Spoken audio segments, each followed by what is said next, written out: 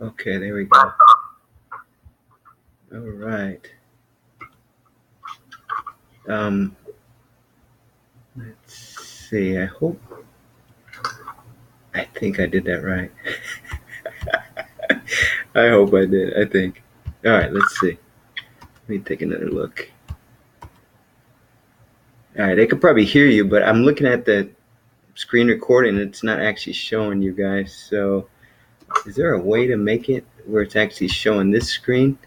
Or maybe we did that before, and then it wasn't showing the blow up screen of me. So when I was trying to show stuff on the whiteboard, now that I think about it, I think it was last video or the video before that, it would show like this, where I'm seeing you, Frank, and then if it switched to Christian, it would show him. But then, okay, let's see. Would that work?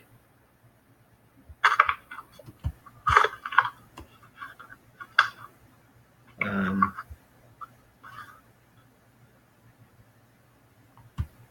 yeah, I don't know. We'll see how it comes out. I hope it. I know at least they'll be able to hear you. May not be able to see you guys, but we'll just do it this way. David. Hey, there we go. All right. Hey, how are you doing? Hey, how's it going, brother? Doing well. All right, praise God. Okay, so we got Christian, we got David, we got Frank, and I showed up, so that's good. So, yeah, I guess before we get into it, one of you brothers want to pray? We just pray in English today, that's fine. I'll pray. Oh, okay, brother. Yeah, appreciate it. Heavenly Father, we bless your name. Father, we're grateful for this day. We rejoice and are grateful. Father, we pray that today that we would honor you in our bodies, in our speech. Pray that we would come and learn from the Master. Very meek and very humble. Father, we pray that we would be dutiful in proclaiming your name and be seeking to grow in the grace and knowledge of your Son. Yes, God. Pray that you would make this time profitable, encouraging as we study, meditate on your word. Help it to be just more impactful so that we can hide it deep into our heart, so we would not sin against you. Pray that you give Brother Brett the ability to communicate effectively what he wants to convey here. And we pray that this would just add to the depth of your truths. Who can really comprehend the depth of your truths? Yes, God. Just consecrate this time to you. In his name. Amen. Thank you, brother. All right. Okay. So who can tell me, give me one of the 4 nouns that we were to learn this week? Anybody remember? Anthropos. Okay, so anthropos was one. Okay, anthropos. And this is the nominative form. Nominative form, so nominative form, which is, we're doing second declension. We'll get into all this stuff in a second, reviewing that. But the nominative form in all cases, always, forever, it's the subject of the sentence. So for the second declension, those nouns will have the ending os, and that clues us and tells us that, hey, this is the subject of the sentence. This is the nominative form of this noun.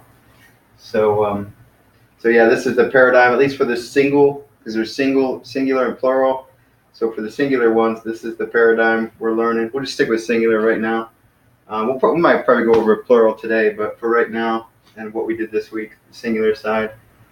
And it was, nominative, genitive, dative, and accusative. We'll kind of review that some more here in a second. So anthropos, and what does anthropos mean? Man. Yeah, mankind. Not in man in the sense of like masculine, because that would be a different word, aner, but man just in terms of like people, mankind. So when you see this word in the Greek differentiated from aner, you'd be talking about definitely like if you've got if you got a woman and a man here, it's like definitely we're talking about this guy. But if you're talking about anthropos, well, they're both anthropos, So, so yeah, so it'd be mankind, or you might see lexicons say man. I think usually they'll throw the word mankind in there, because like I said, it's more of like a. I guess if it was plural, it'd be people, but we'll say person. So it's that kind of idea. And then what's one of the other? We got three more. Somebody got one of the other ones? David, can you give me one? Theos. Theos, there you go. Theos. Okay, what's Theos mean?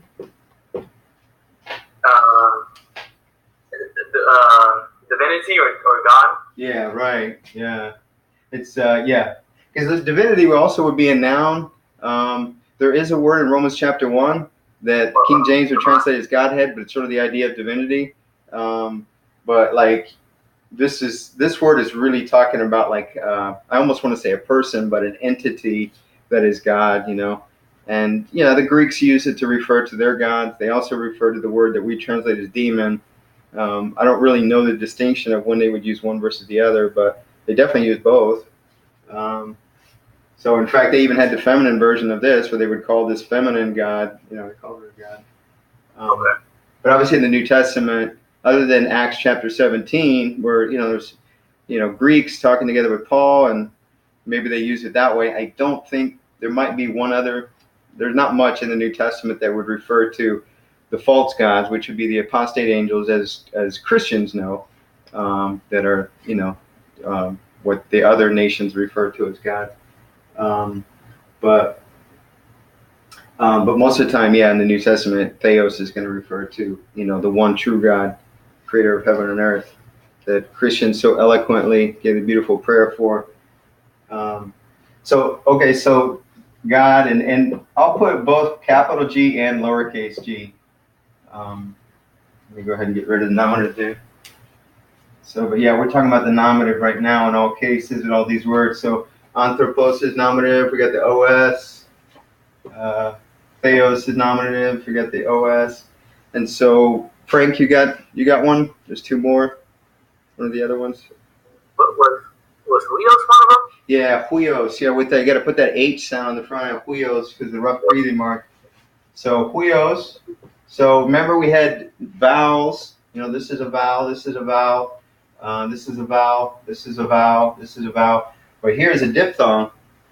So we put a rough breathing mark there, and that makes it get like a hui, or you could write it this way. Hui sound.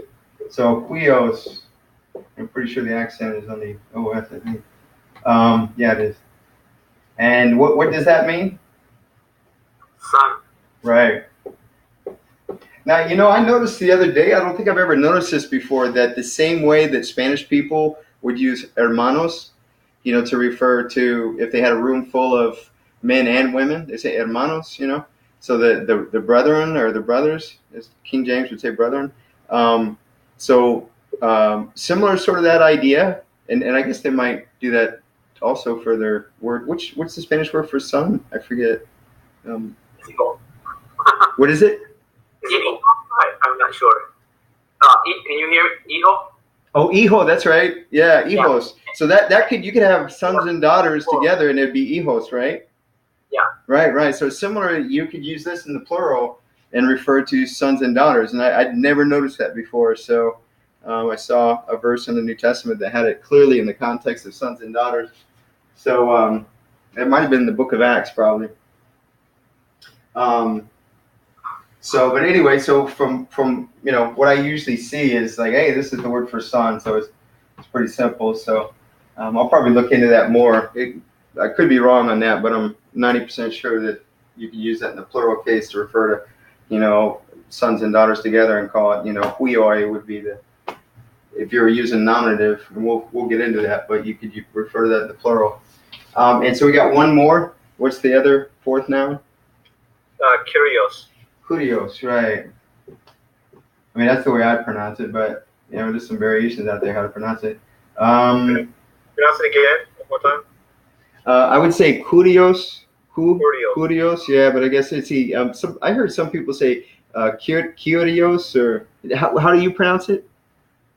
That's how I've heard it, but I might be way off. Yeah, there's different variations. Like I think there's probably a little bit of a difference. I think from the little bit that I've heard Finney speak Greek, I understand him, but there is a little bit of a difference. And even with Joseph, I was listening to him going through Mark chapter 1. I got that from him, and like he pronounces Kai the way the modern Greeks do. It's a K. Other than that, I pretty much follow him.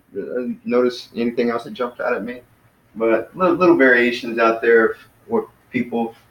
I think they have most of the people in biblical Greek would have a basis of Erasmian, but I think some people have gone with more the modern Greek, and there's certainly arguments to go that direction. But for what we'll do in this class, we'll go with that. And I know David could relate to this, that you could grow up in your environment learning Spanish, and then you go to Spain. It wouldn't be that hard for you to pick up their little accent spin off it, or maybe to Colombia or something, right? It wouldn't be that hard for you to pick it up, right? So if somebody ever wanted to change, and if I ever wanted to change or whatever, I'm sure I could pick it up, and it's not that big a deal. But so anyway, curios. So let's take a moment to talk about syllables. So we break it up into syllables. So do we remember like what is, and this is true in English too, what divides a word into syllables? So you have a combination of consonants and vowels, maybe diphthongs too, but diphthongs are kind of a cousin to vowels, really. Almost think of them the same way. So did anybody remember or know, or when would we divide a word up into syllables? Was it on the vowels? Yeah, it has to do with vowels. So we would have one here, ku, ri, os. So we have 3 vowels. So curios. Pretty sure that's where the accent is. So it starts up high, then this is where our emphasis would be, curios. So we'd start high, curios. Whereas here, yeah, we got the rough breathing mark, and all that does is kind of put an H sound on it, kind of a hui as opposed to we. Because if it was a smooth breathing mark, if the word was like this with the little like ear shape or cup shape faced in that direction, it would be just we. We just pronounce it W-E, we. But because it's facing the other direction, it's a rough breathing mark, so it's hui. So it's almost as if there's an H there. So it's hui. Let me get my little sock here. So anyway, so up here, so hui, that's one syllable, and then os. And of course, this is where the accent is. It's an acute accent. So we would start out low and we would just go huios. So huios, huios, huios, huios. So we emphasize that last syllable. There's only 2 syllables, so it's huios. And then here, curios. So I don't know if you can kind of hear the distinction. Curios, where it kind of starts high and comes down. Emphasis starts, emphatic on the first syllable, and then it comes down from there. So it's curios, as opposed to, huios. So, and then same with theos. So it's, theos. So it's theos. So we put the emphasis on the last syllable for these 2 guys. So it's 2 syllables, theta, epsilon, theos. Then in the last syllable, omicron, sigma. So remember, this is the ending sigma. If we're in the middle of a word, like, I guess we don't have one with sigma, but if we had some, consonants, vowels, whatever, and then we had a sigma in the middle, we would use this type sigma, or even at the front end, sigma, or even near the end. But if it's the very last letter, we use that ending sigma. And I'm not sure what, period of history from when to when that was the way they did it, but certainly that's as far as what we have the New Testament.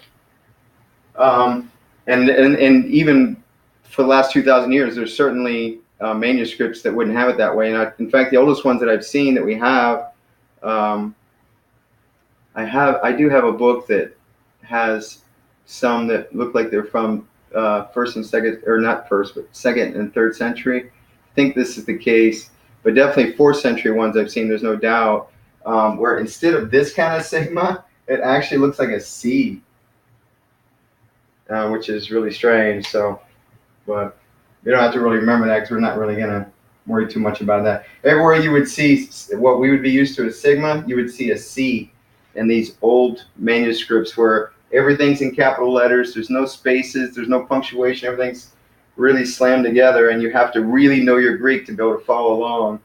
And it's pretty tricky, but it looks like a C in those older ones. So this would be the ending sigma. So notice, like we said, it's the ending. So we've got that on all of these because it's the nominative form of this noun. So we had 3 syllables here. We had 2 syllables here. We had 2 syllables here. Anybody tell me what we have for anthropos? To be anthropos. So the accent is on the front end. So it's anthropos, and then it comes down from there. Emphasize the first syllable. How many syllables do we have in anthropos? Would it be 3? That's right. Yes, sir. Yes, sir. Actually, we're going to get into accents, but just so you know, the accents will always be from, if you could have, and there are words that have like 6 syllables or something. The accenting is always, and we're not talking about the rough breathing mark or soft breathing mark. So set that aside. That's always on the front syllable if it's a diphthong or a vowel, to distinguish whether it's got the H sound or not. That's its purpose in life. So setting that aside, the other 3 that we would call accents, acute, the circumflex, or the grave, those will always be the last 3 syllables. So when you look at this and you see that there, you can just glance and see there, oh, 3. So, but yeah, so this has got 3. So we got 3, 2, 2, 3. So kurios, who can tell me what kurios means? Lord or master. There you go. There you go. Right.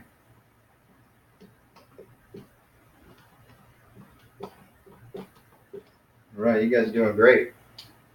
Okay, so I'll just leave that there for right now. Anthropos, theos, weos, kurios. So kurios and anthropos, kind of the same thing. Starts emphatic on the first syllable, and then kind of comes down from there for these 2 because the accent is on the first syllable. And then the other ones, it's on the last. So it's theos, weos. So let's direct our attention back to the paradigm that we're learning for the second declension. And this tells us again what the endings will be. And then when we see the endings, we can look at the word, see the ending, and go, oh, here's its purpose in life. It's possessive, or it's the subject of the sentence, or it's the indirect object, or it's direct object, or, kind of thing. There's some exceptions to that. We'll get into it. Like one of them would be when we get into a prepositional phrase, and we start out with the preposition, and maybe we have something in there, article or something, and then we have the object of the preposition. That's the prepositional phrase, just like it is in English. And that ending on the prepositional phrase doesn't follow this sort of idea of subject, possessive, indirect, object kind of idea. It actually tells you what that prepositional phrase means. It tells you what the preposition means. So like you could have one preposition, para, for instance, and it could mean beside, or it could mean from, or, actually I think one of them, accusative and dative, are very, very similar, not much different. But yeah, depending on what the, it'll tell you what the preposition means when you look at the case. But don't worry about that too much right now. In general, aside from that and some other rare exceptions, this is the idea that you just need to learn is if it's nominative, if it's second declension, it'll follow this sort of idea. And if it has the OS, you go, oh, I recognize that's nominative. Or it's genitive, meaning that, hey, this noun right here is possessive. Just as if I said, David's son, I might put, let's see. So I would say, obviously, I would say David and son, but I would put David in genitive, and then the sun as well. And then, if I had a sentence and the noun that I was using to convey the indirect object versus the one that I was using for direct object, I would indirect object I put as dative or accusative for the direct object, and so the endings would look like this on these words. So we would just hack this off and put these endings, and that'll tell its role in the sentence kind of idea. So yeah, let me. So I definitely want to kind of drill you guys on this stuff. Has everybody kind of got this captured? I can erase it and then kind of drill you on it a little bit, and we do a little practice. Can I go ahead and erase it, or? Well, I've got it written down, but not memorized. Oh yeah, that's fine, because we'll get there. So, but does anybody need to copy it down or something, or? I'm sorry, brother. Christian, did you say something? I'm good. I wrote it down too. Oh, you got it down. Okay, good. Okay. All right. So yeah, like I said, I think last class or whatever, the second declension, out of all the nouns in the New Testament, that's the vast majority of the New Testament nouns. In fact, these four right here are some of the ones that show up the most, as far as second declension goes out of the New Testament. So I think I posted the numbers of, actually I got them right here. So yeah, so roughly, let's see. So roughly about 2,900 times these four words show up in the New Testament, and there's roughly, I forget exactly, and obviously it depends on which New Testament manuscripts you're using. I think this is based on the Nestle Allen critical text, which there probably wouldn't be that much difference between them anyway. Be roughly the same. So I don't know if anybody can crunch that number. What does that come out to? And that tells us when we learn these four, what percentage of the New Testament we know already. I think it's like 2% or something.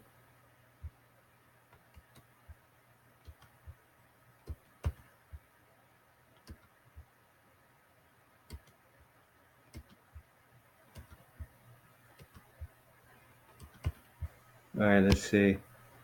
Yeah, it's like 2.2%. So after you guys learn these four, you got over 2% of the New Testament learned already. So that's encouraging, right? So these are some of the ones that show up the most, though.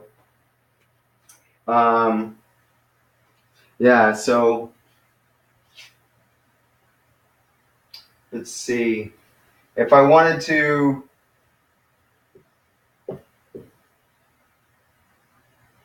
yeah, so this is, I'm going to use theos.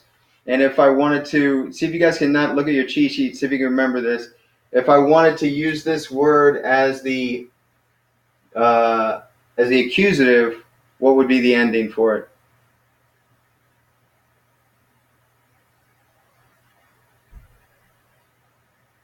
Can anybody remember?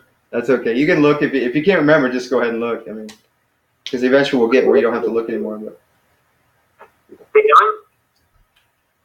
What would it be? Theon? Yeah, theon. Yep. Still have the accent on the end there. Yep. So that would be accusative. I mean, I could write it out. Accusative. Okay, so that'd be the accusative case. Make it a little clearer. Okay, so that'd be the accusative case. All right, so now if I wanted, to say kurios in the genitive case, what would be the ending I would put?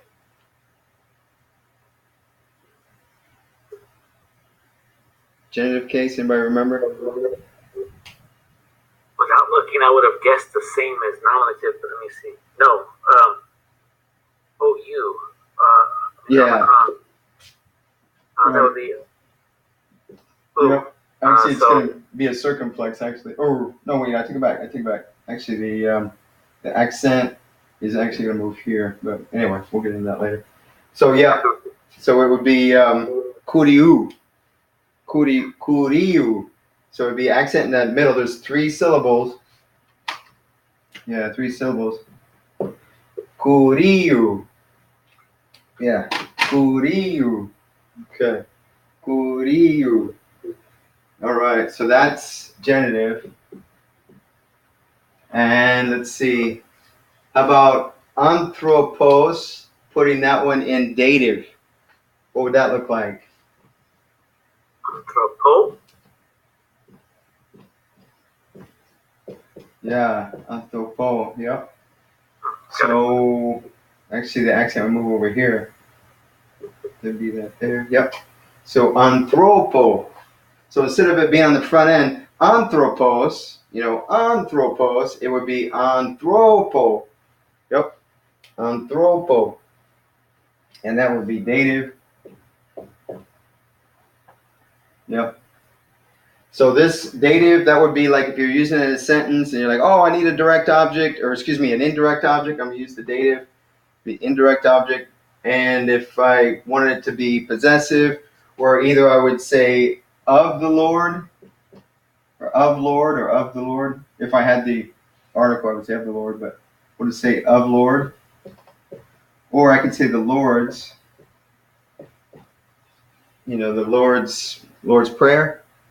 I could say Lord's Prayer. So I would put it in genitive. And the accusative, if I wanted that to be a direct object in the sentence, let's say,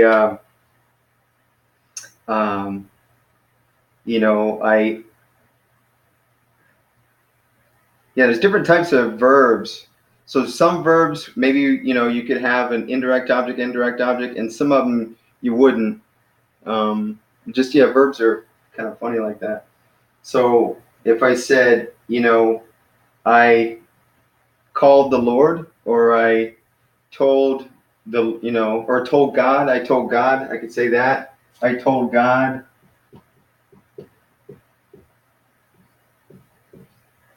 Then I would, put it like this.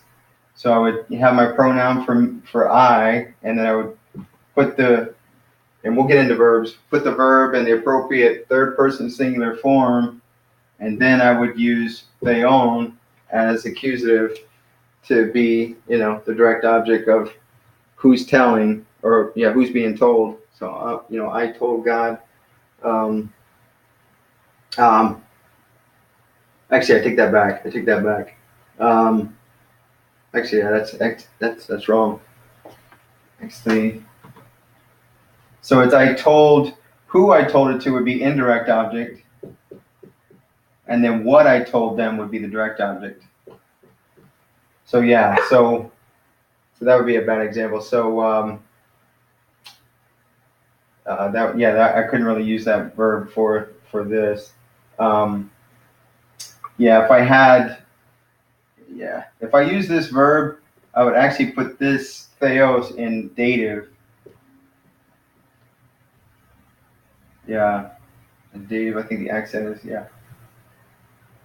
And then I would say I told God what I told him. I told God my prayer or whatever, my request or whatever, supplication or some words. If I just said some words, I told God some words or something like that, that would be in the dative. So actually that'd be a bad example of using that verb for that. So I would see, you could say I called God, but usually you would use a prepositional phrase, I called upon the Lord or something, called upon God, or you use a preposition, different types of prepositions to say I told God, or let's see.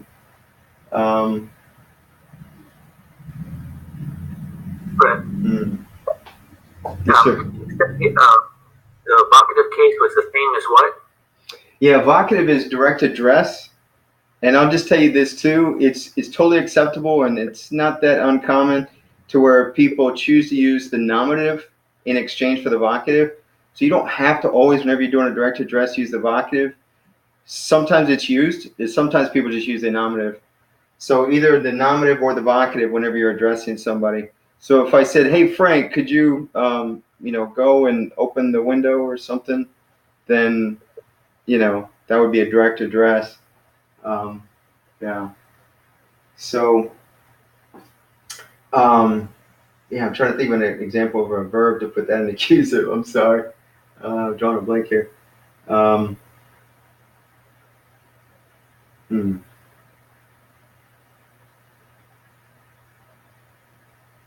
Hmm. Yeah, maybe I would. Actually let's use weos. Let's do that. So I could say, let's do this. Let me just erase this, and I'm gonna say I gave, and I'll put God in the dative. Say, oh, I gave God, a son, a son or my son.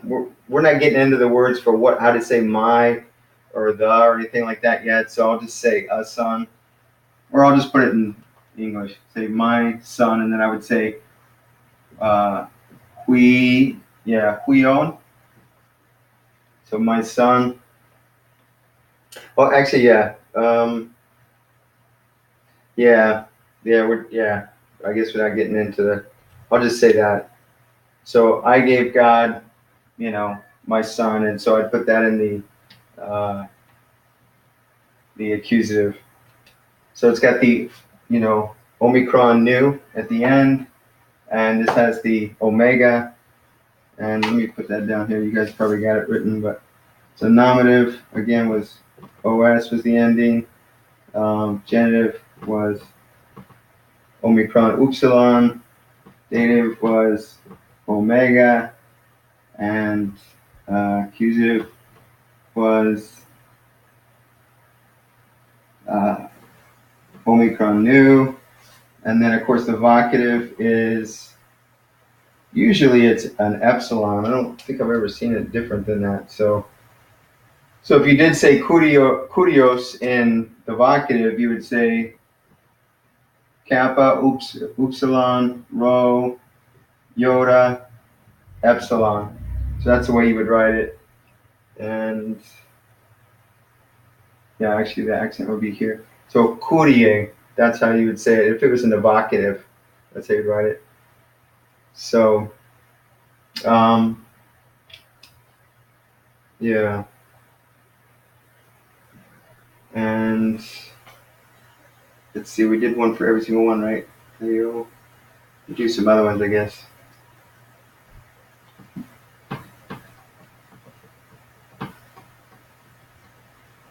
All right, let's see. Yeah, so if I want to do huios in the accusative, how would I write that? Who can tell me how to write that? Huios in the accusative. Somebody tell me how to write that. Upsilon, iota. We got a rough or a smooth breathing mark? Rough. Rough, right? Yeah. Rough. Hui. So you'd say hui. And then if I want to put that in the accusative, what would the ending be? Omicron nu. There you go. Omicron nu. Okay. Huion. So I put an accent here. Huion. And so that would be the accusative. Okay.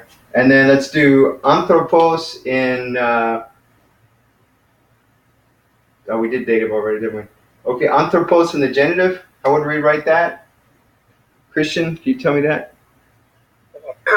Alpha. Nu. Tau. Theta.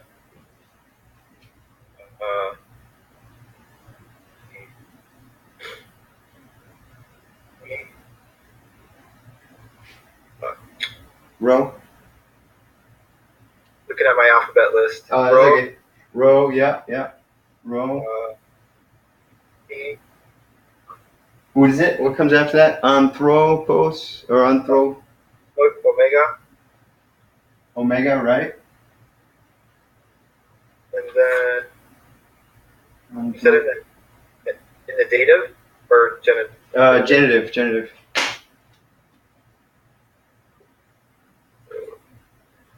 So we got a P, and then what would be the ending?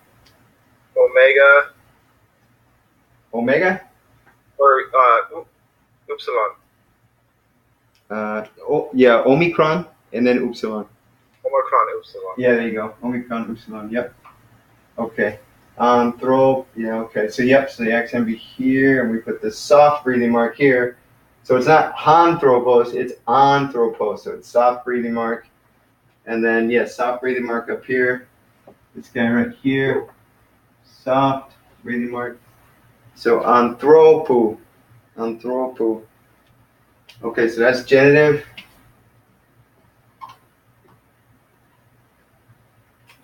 And let's see. How about curios? Give me it in the accusative, Frank. Okay. You want to spell it out? Yeah, sure. Kappa, upsilon, rho. I guess you still have the iota. Yep. And then which form am I doing? Accusative. Accusative. I have to cheat and look. I'm sorry. That's okay. I got it right there. Omicron. Got a cheat sheet right there. Yeah, okay. Omicron. Okay. Omicron and nu. No, there we go. Okay. So, Curion. Let's see. I think it's accent there. Okay. Curion. Yeah, Curion. So, Anthropos. So that's genitive. This is accusative. All right. And Huion. That's the accusative. Anthropo. Is the genitive. Hurion. So it's Hurion. Yeah. And let's see. Let's do Theos again. So Theos, let's put that in the genitive, I guess. David, can you give me that in the genitive? Theos in the genitive. In the genitive. Theta. Yep. Epsilon. Yep. Omicron. Yep.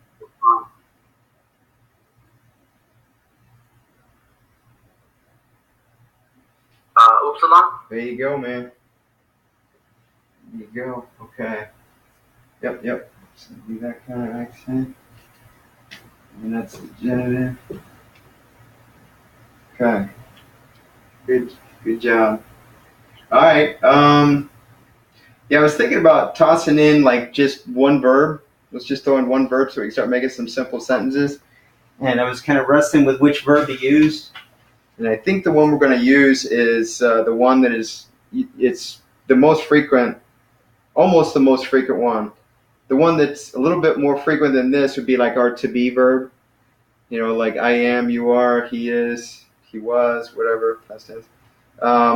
So this one is almost as frequent. It's in there 2,353 times, so 2,353 times, and it's Lego.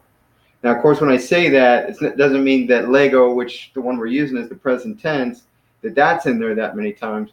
We're just in all of its various forms, all its different tenses and moods and voices, and we'll get into all that. But I want to toss that in, and we'll look at a little bit, just real simple on conjugating verbs. So we're going to start out with, just for a little while, I'm not sure how long, but for a little while, we're just going to stick with present tense. And then as far as mood goes, and we'll get into mood versus voice, and I don't think we're going to talk about that today, but just know right now we're going to stick with, the kind of the form that if you were to open a lexicon, this is what you're going to see. It's always going to be present tense. In terms of tense, it's going to be present and the mood is indicative,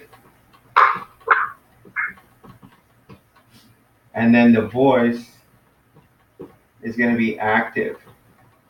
And the way this is symbolized is where you can probably guess. You'll see it, if you're looking like Strong's, and I use Bible Hub quite a bit and use their interlinear, and you'll see beside verbs it might say V for verb, and they'll say like PIA, and then maybe first person singular, third person singular, whatever the case may be, third person plural, whatever. And so that's kind of the way it is. So present tense, indicative, active voice, indicative mood, present tense, and then this is number. Well, first, second, or third, and then whether it's singular or plural. So what that looks like, I remember, same sort of thing. I remember when I took Spanish class in junior high. There's the singular side, and then there's the plural side. And in English, you say, I do something. So that would be first person singular. This would be the person. And then second, and then third. And so you would either have singular or plural. Kind of this sort of idea. Make a table out of it, I guess. So it'd be I, and then we'd have we. And then we would have you, and we'd have y'all. Like Spanish, right? It's like tú versus ustedes, and then we would have sorry, Spanish. We would have he, she, or it, and then over here we would have they. So that's, third person plural, second person plural, first person plural, first person singular, second person singular, first, second, first singular, second singular, or second plural is y'all, use guys, in other words. Third person singular, he, she, it. Okay, so if you see a verb, and you can see this in Greek, where you don't really, when you're looking at the greater context, you got to kind of maybe back up some sentences. We always tend when it's the Bible to say verses, but we got to back up some sentences and say, okay, what's the context? Who's this talking about? Who's speaking here? Is this, God, or is this Jesus, or is this, Isaiah the prophet, or is this, Apostle Paul, or whoever? And so you can figure out, okay, when it's third person, and I don't have a pronoun, I don't have a noun, but I got third person verb, is that a he or she or it or what? Try and figure that out and stuff. So that can be challenging sometimes. This is not so difficult, but this can be challenging. And so, I found out recently, see if I can remember this, that in the King James, ye is actually, I didn't even know this, ye is actually equivalent to y'all, and thou is actually singular. I didn't know that for the longest time. I didn't know that. So, did you guys know that? If you read the old King James? Not until you pointed it out. Yeah, I mean, when I look at ye, I'm thinking you. It's come to find out it's y'all. It's you guys. So, okay, so everybody, I can erase this, right? This is all nice little stroll down memory lane, and let's see. And I'm contemplating like how much verb theory I should go into right now. If we should just use the verb, maybe today we'll just use it. And I'll just give you some simple forms, and then we'll actually get into the whole paradigm of the verb next week. What do you guys think? Like what I just rolled out there, should we do that in terms of our verb? Because here's our verb, Lego. And this is lowercase l. If it was uppercase, you'd use this one. All right, but we said we're not going to worry too much about uppercase right now. So, somebody want to tell me? David, can you tell me? So what do we got? What is that? Lambda, epsilon, gamma, omega. Right, okay. So Lego. Okay, so There's where our accent is right there. So Lego, Lego. So that's the present indicative active first person singular. That's what you'll see in the lexicon for any verb. It's always going to be like that. And then, maybe as you're looking further into it, you'll see some examples and stuff, and they'll give other variations, other tense, other mood, other active. But as far as like in Strong's, when you're looking at the plain vanilla, just right there, what it's talking about, the verb, the definition, or whatever, it's always going to present it in present tense, indicative act or indicative mood, active voice, first person singular. So, and not that you have to remember this, but I'll just throw this out at you. Most verbs in the New Testament are what we would call omega type verbs, where they're the regular first person singular, present, indicative, active. It's, it's got the omega at the end. It's an omega verb. And the paradigm we're learning, we're not really go too much into it today. We'll just kind of use it a little bit to form some sentences. And so we're already getting 7:52. So, but next week we'll kind of go into the paradigm. That's most of them. And then there's other ones called me verbs, where, you got your stem and then you got your ending. And for first person singular, present, indicative, active, it's got me instead of omega. And so that's a little bit different a paradigm to learn. There's some common verbs that we would think are pretty common, and they're pretty prevalent in the New Testament, but they're just not omega type verbs. They're me verbs. One of them would be the to be verb. That's one reason why I avoided that. It's actually a me verb. So the ending is got mu, iota, instead of an omega. And then those are two major ones. I'm trying to think if there's another type I'm forgetting here. And then there's other ones that will, once we get in and understand what voice is, then I can actually talk about what, it's called deponent, what that means. I'm not going to mention that now, but it's not like a totally different type of verb. It's just once we understand what voice is, and it's an exception to this rule where the three types of voice, active, middle, and passive, that the passive middle actually acts as if it's active. So it's not like a totally different type of verb, because you would have different voices for this, that when you get to middle passive, the paradigm you'll learn for that will apply to that, the deponents. So it's not a completely different style. It's just an exception to this rule. So it's something you got to kind of learn. Well, which verbs are actually deponent and stuff. So, but for the ones we're going to start out with, probably for the next few weeks, it's just the omega style verbs. And we'll learn next week, we'll learn that paradigm and basically how we did, where we had first, second, third person, singular and plural, for all these forms of Lego. And we'll get into that next week. So for right now, just to use our words, let's form a couple of sentences. So I'll just tell you, third person, let's use third person actually.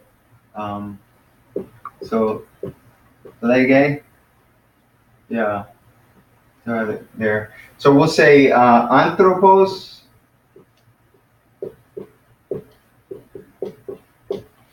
lege. So anybody tell me what that means? So right here, let me tell you. So this is like to say, or to speak. Yeah. So what would you think that this means? Now keep in mind, this is the subject of the sentence. This is our verb, and it's in the third person singular. And again, PIA, present indicative active. So just plain vanilla, meaning, this is like, he, she, it speaks or says. So if you applied that to here, anthropos lege, what would you think that means? Mankind spoke. Or, yeah, that's good. That's good, because that's really what I did say, mankind. So if you literally take it the way I presented it, yeah.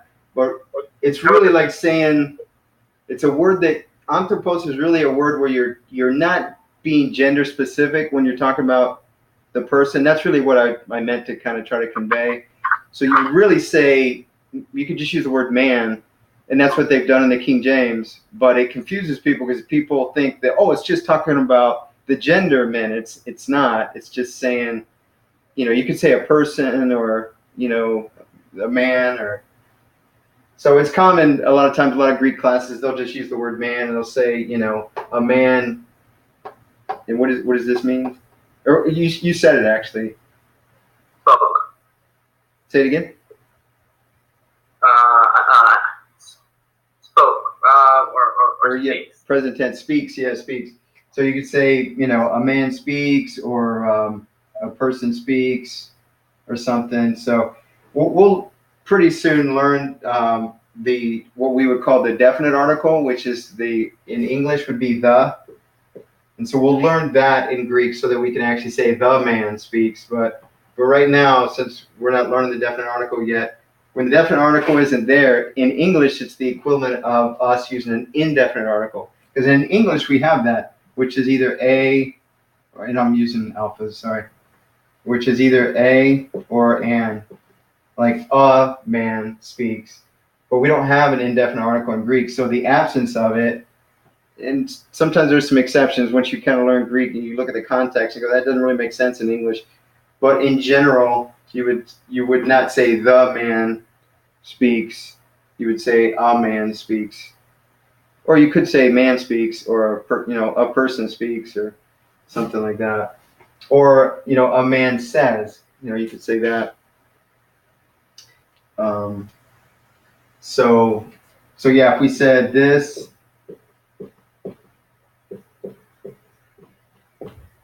Frank, what's that? Okay, Theos lege. Very good. In translation? God speaks. Oh, there you go. God speaks. Okay, so you got man speaks or a person speaks, God speaks, and then Christian, I got to get a rough breathing mark there. And what am I using? Which form am I using? Nominative. Because it's the subject of the sentence, right? In English, the subject is always, like the position, word position in English is very important, but in Greek it's not. So in English, since this is the nominative, right? And the nominative is the subject, you would say it the way we're saying it. You would say the subject first and then the verb, and that would convey the idea of it being the subject. Because if the noun came later after the verb in English, that would convey the idea of it being direct object, indirect object, or something. But if it comes first in English, so it's word position is very important in English. Like I said, I'm trying to remember the type of language that they call these. Latin is as well, to where word position is rarely that important. And you'll see the words kind of moved around. And that's one of the things about when you do a direct translation and I can't even think of the word, but in this type of, I'll think of it, in this type of language to where words often, their word position is not important. And then the King James translators decided to maintain that word position, that it makes it very difficult to try and follow the intended meaning, when you're going from a language to where all the information is embedded in the endings and stuff, and it tells you its purpose in its role in the sentence, to a language like English to where word position tells you its purpose and its role and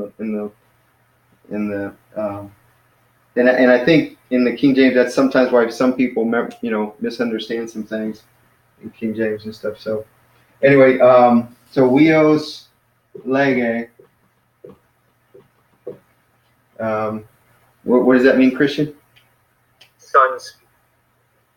And you could use a indefinite article like The son speaks. Or a son speaks. Yeah, because we didn't learn the word for the yet. We didn't learn that yet. So but without that definite article, which we haven't learned yet, then it's the equivalent of saying, yeah, a son speaks. Yeah. Yeah. A son speaks. And let's see. Okay, let's do this. So now I'm going to use first person. And what's first person? First person for Lego. How would I translate that in English? First person singular. Sorry. I spoke or I speak. Sorry. Yeah, I speak. I say. Say. Yeah. So yeah, exactly. So if I say Lego, let's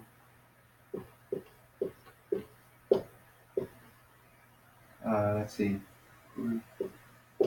Yeah. So if I say Lego Curio, I'll be really impressed if you can tell me what that means. It's not super hard. We've covered everything, but that would be really good. You're getting it if you could tell me what that means. Yeah, man, you guys are doing good. Anybody tell me that?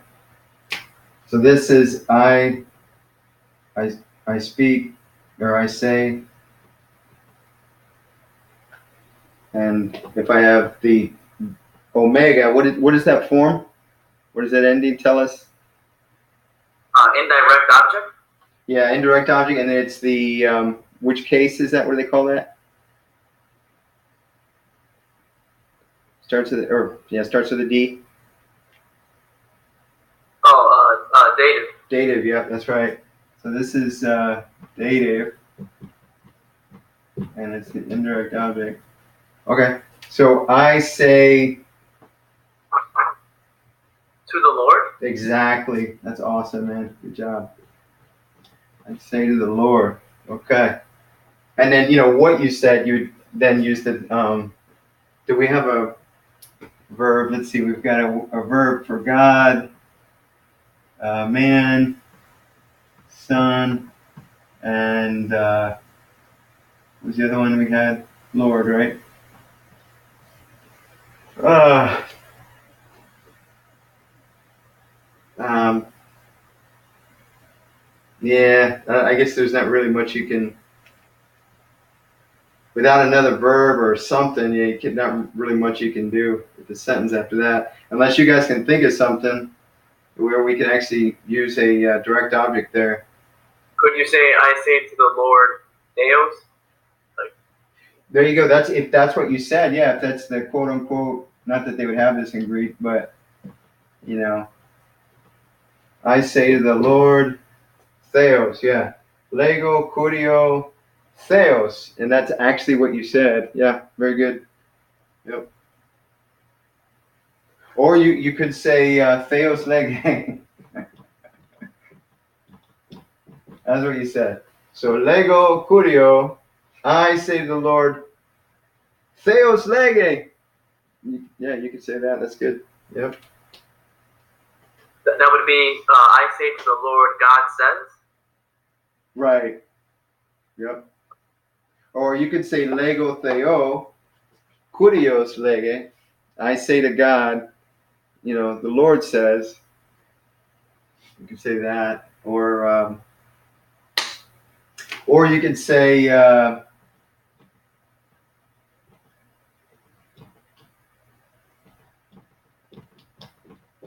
Anthropos Lege. You could say that. Say Lego Curio Anthropos Lege. So I say to the Lord, man speaks. Maybe that's part of your prayer or something. Anyway, I guess I could introduce another word because it is second declension that would kind of help with some of the sentences we're doing. This is a pretty common word. Have you guys heard of this word logos? The word.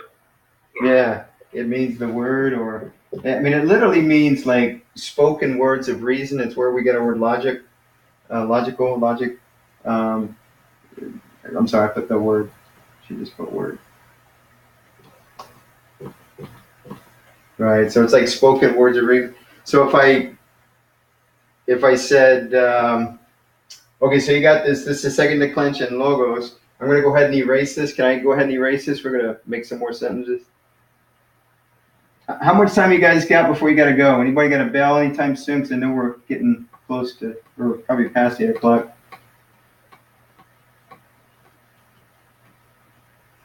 I gotta be wrapping up somewhat soon. Okay. Dinner, but Okay, so we're going to use this word logos, which means word. Okay, so let's form a sentence. Let's say, use a capital letter, anthropos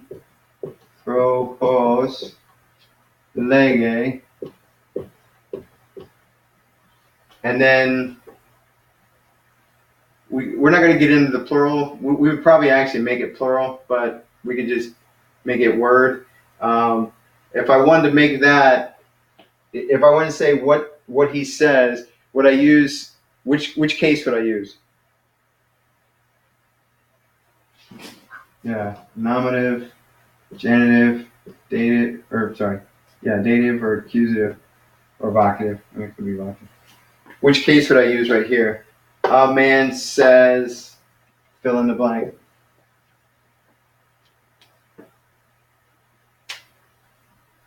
Which one? Dative. Actually, it'd be accusative. So yeah, most often, a lot of times, the direct object is kind of what you're, kind of what the verb, as opposed to this is like to whom. Quite often, not always, but so anthropos lege logon. Okay, and I don't remember exactly where the accent is, so I'm not going to put it. Anthropos lege. Now here, where the accent would be here, the accent is on the first syllable on this one. Anthropos lege logon, and then we could put to somebody. So what would we use if we're saying to somebody? Which case would we use? So the man says a word to, let's say, to the Lord. What would we? Dative. Yeah, and how would we write that? The dative form. Right. How would I write that? What's the word that we're trying to? Who is this being sent to? Okay, so anthropos lege logon, and then some variation of kurios. So. Okay. Yeah. Kurion. I'm sorry. Kurio. Yeah. So go ahead and spell it for me, and then you can practice your alphabet. Yeah. Kappa. Upsilon. Rho. Omicron. Or you gotta have a Yoda. You need a Yoda. Oh yeah, sorry, yeah. Yoda. Omicron. Nu. Oh, that would be accusative. I'm sorry. Omega. Omega. There you go. Kurio. Yeah. Kuri. Oh, yep. So tell me, what does that mean?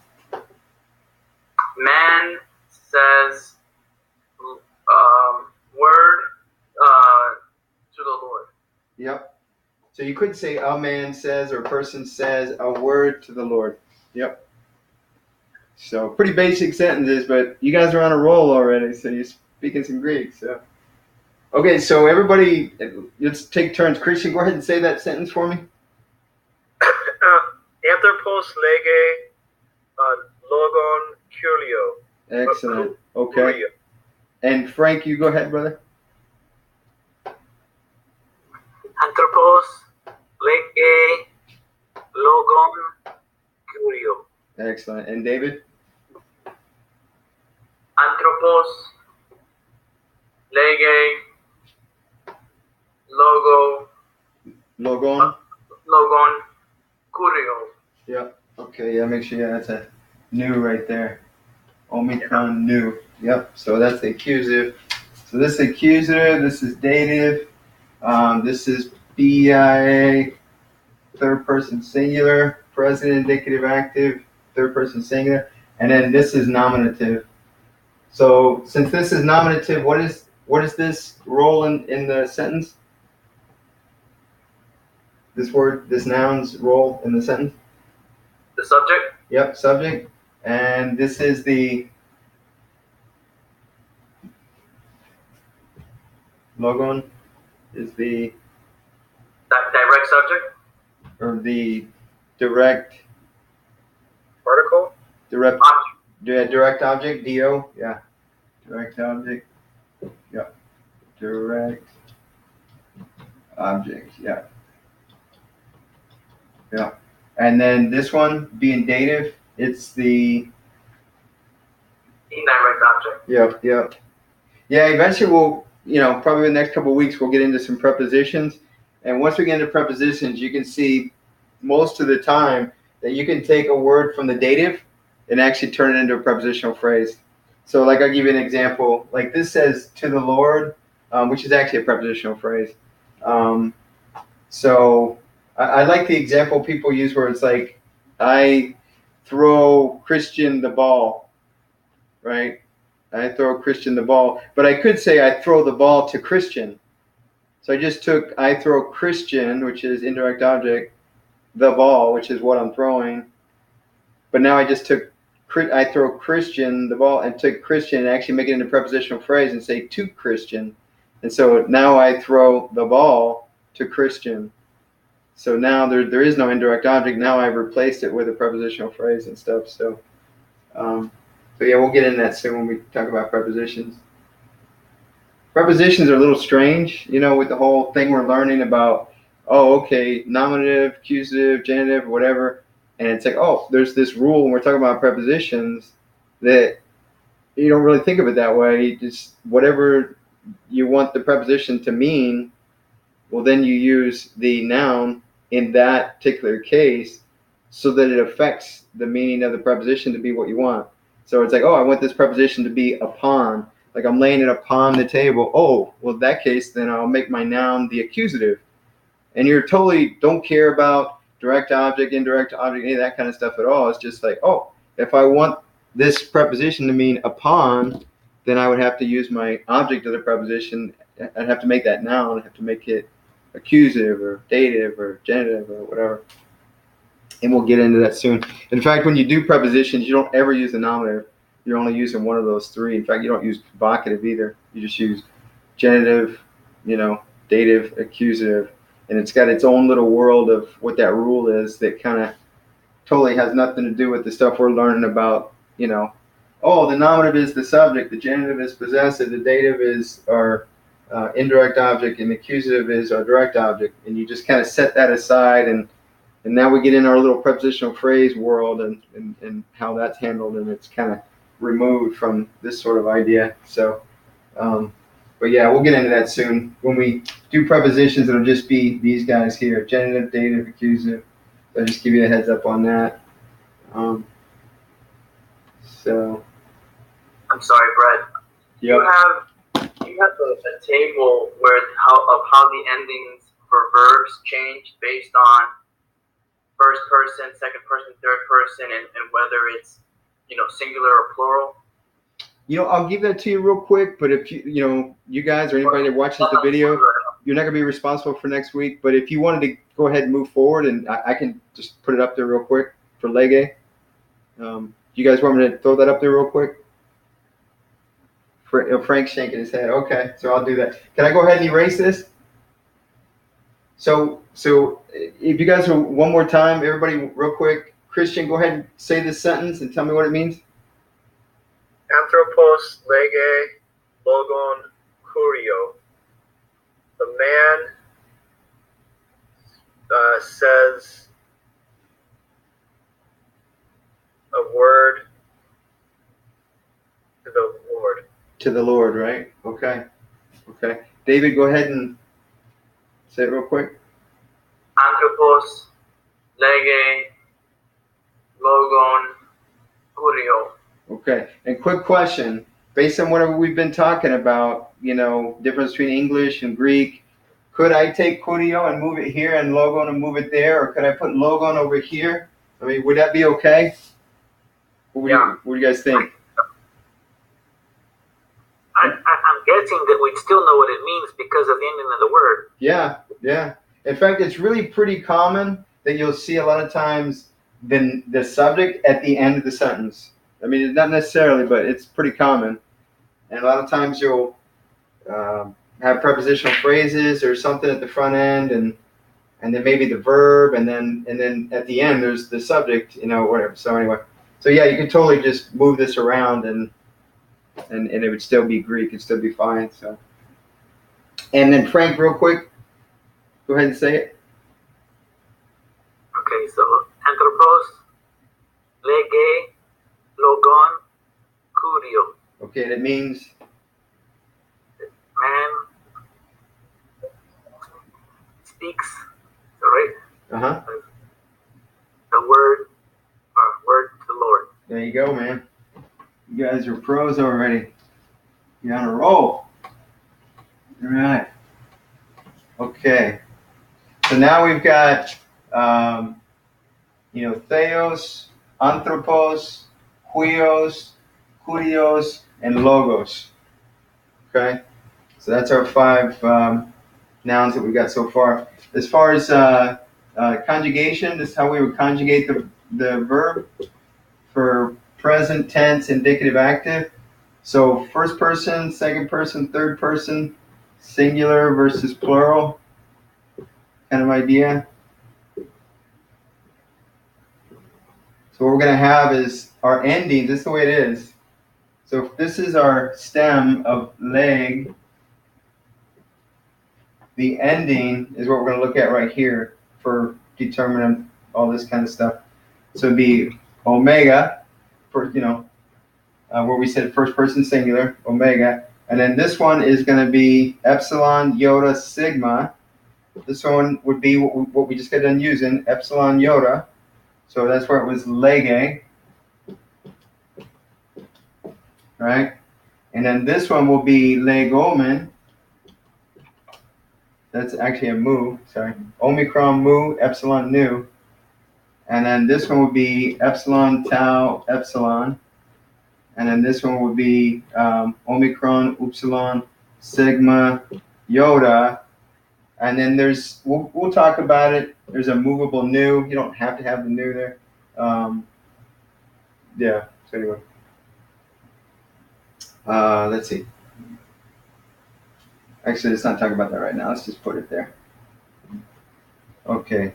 So it would be lego, leges, lege, legomen, legate, legusen. So that's, this would be they are speaking, I speak, you speak, he speaks, or she speaks, or it speaks. We speak, y'all speak. And so, not to get into moods right now, but the indicative mood is just, oh.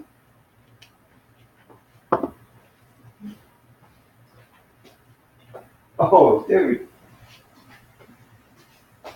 Where's my battery, dude? No, where's the battery?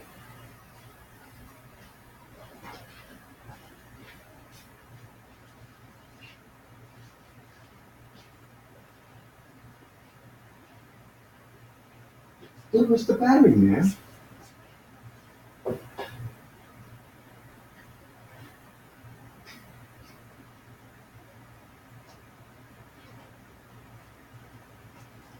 It's my battery, man. It should be right there. Let's get out the car, bro.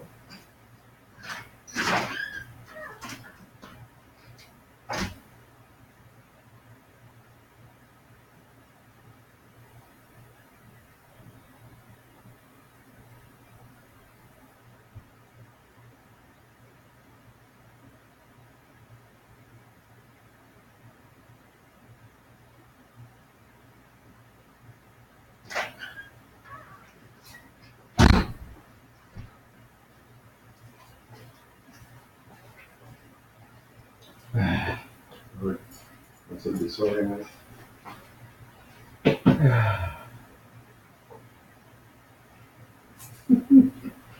I'm not sure how far I got into it. Okay.